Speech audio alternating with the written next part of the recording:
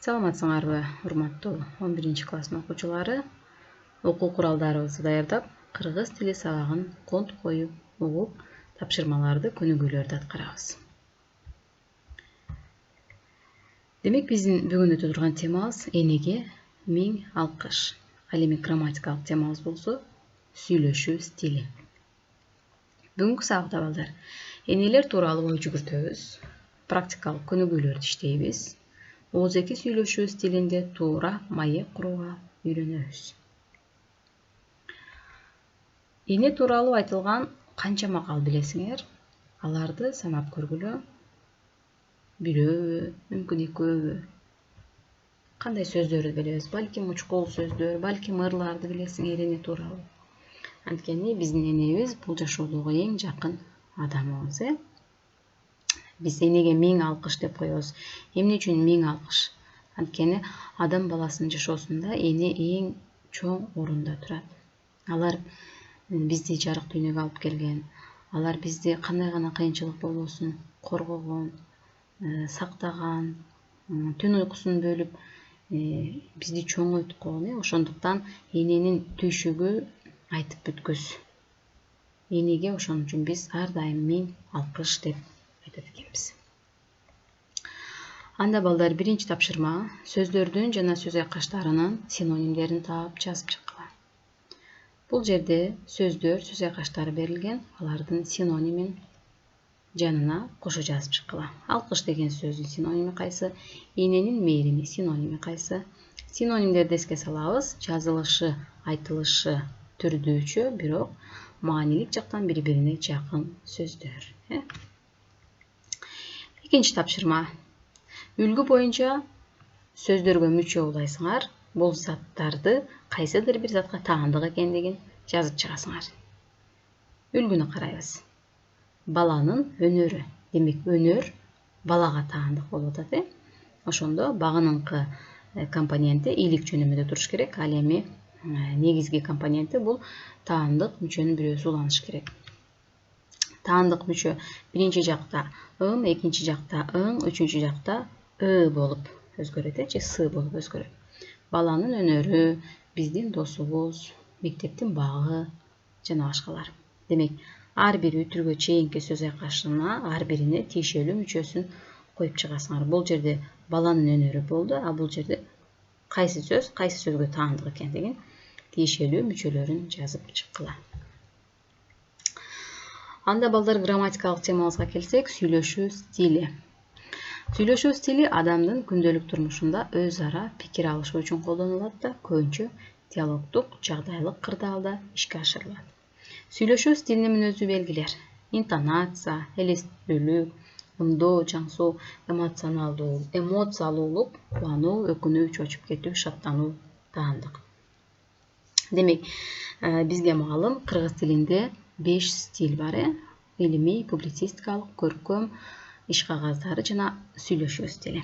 Сүйлөшүү стилинин өзгөчөлүгү деп биз балдар, ал негизинен диалогдук жагдайда ишке ашат экен. Биз күнүмдүк турмушта сүйлөшүп атканда бири-бирибиз менен, мектепте, сабакта, үйдө ата-энебиз менен, көчөдө досторубуз менен сүйлөшүп атканда сөзсүз ушул сүйлөшүү стили менен сүйлөшөт экенбиз. Кеп алышат экенбиз. Демек, мында интонация, ал жердеги үтүр, чеки, дилеп белгисин эске алышыбыз керек. Көтөрүңкү тон, төмөн тон менен сүйлөйбүзбү? Элестүүлүк. Сүйлөгөндө сөзсүз биз колубузду кыймылдатып, же кашыбызды серпип, же болбосо мурдубузду чүйрүп, кандайдыр бир ымдоо, жаңсоолор менен сүйлөйбүз. Ошондой эле эмоциялуулук бар. Кубанып кетебиз, кайгырып, ачуубуз келип, сүйлөшүү стилинде түрдүү ушундай эмоциялар коштойт экен. Мисалы үчүн мына карагыла. Ой, сонун экен. Жарыктык. Аба ырайын карачы. Бирде нөшөрлөп жаан, бирде жаркыраган күн. Анчейин деле жылуу эмес. Бул демек сүйлөшүү стилиндеги текст. Балдар, пикир алышуу жагдайы ким менен өтүп атканына карашыбыз керекпиз. Бир киши менен сүйлөшүп атабызбы, же көп киши мененби, чогулушта сүйлөшүп атабызбы, же болбосо үйдө апабыз мененби, анан кайда сүйлөшүп атабыз? Үйдөбү, же иш мезгилинде, кандай максатта? мамиле куруу үчүнбү же кабар берүү үчүнбү же таасир кылуу үчүнбү, ошол кайсы жагдайда ким менен кандай максатта сүйлөшкөнүбүздү биз алдын ала билип алып, ошого карай сүйлөшүү стилин колдонушубуз керек экен. Бул стилде балдар күнүмдүк тиричиликте карапайым сөздөр көп колдонулат. Илимий стилдеги жанагындай илимий терминдер эмес, публицистикалык стилдеги жанагындай корч чакырык иретиндеги сөздөр эмес, жөнөкөй эле карапайым күнүмдүк турмушта колдонулган сөздөр, келдиңби, кеттиңби деген сыяктуу макал лакаптар колдонулат. Айдаганы беш эчке ышкырыгы таш жарат дегенин деп. Же болбосо фразеологизмдер колдонулат. Торгой үстүндө, кой үстүндө торгой жумурткалаган заманда жашап атабыз го. Же болбосо диалектизмдер, ар бир аймактын өзүнө гана түшүнүктүү болгон сөздөр, вульгаризмдер, белгилүү бир тар чөйрөгө гана түшүнүктүү болгон сөздөр, ушул сөздөр көп колдонулат экен. Синтаксистик түзүлүшү жагынан болсо, сүйлөшүү стилин жөнөкөй сүйлөмдөрдүн түрлөрү, жалаң сүйлөм, жайылма сүйлөм, атама, кемтик сүйлөмдөр, же болбосо каратма, киринди, сырдык сөздөр deyilет. Ай, бери карачы дегенде, мисалы үчүн, бул сүйлөшүү стилинде көп колдонулган сөздөр. Сабагыбыз соңуна чыгып баратат балдар. Бышыктоо максатында төмөнкү суроолорго жооп таап көргүлө. Эмне себептен энеге 1000 алкыш деген сөз калган? Сүйлөшүү стилинин мүнөздүү белгилери кандай? Сүйлөшүү стили кайсы стилге жакын? Үйгө тапшырма алгыла.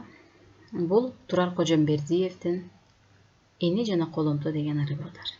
Окуп чыккыла, толук окуп чыккыла. Өтө сонун. Окуганда ушундай ырахат алып койсоң.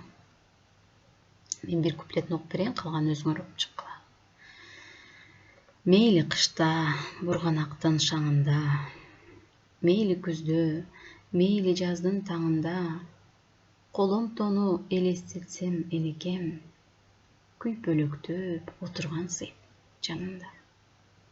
Куурай терип, тезек терип жакканы, камдан чоуз, казанга нан жапканы, эмнегедир от биздикиде чүмүн, апамдардын өздөрү ойлоп тапкан.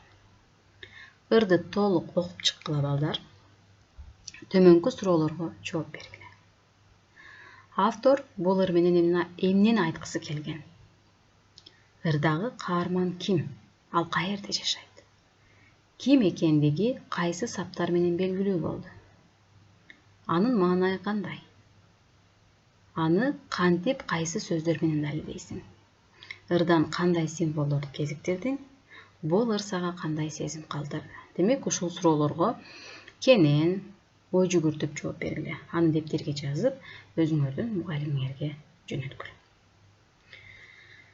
Сабагыбыз соңуна чыкты балдар. Саламатта тургула. Силерден активдүүлүктү суранамын. Тапшырмаларды аткаргыла. Өз мугалимиңерге жибергиле.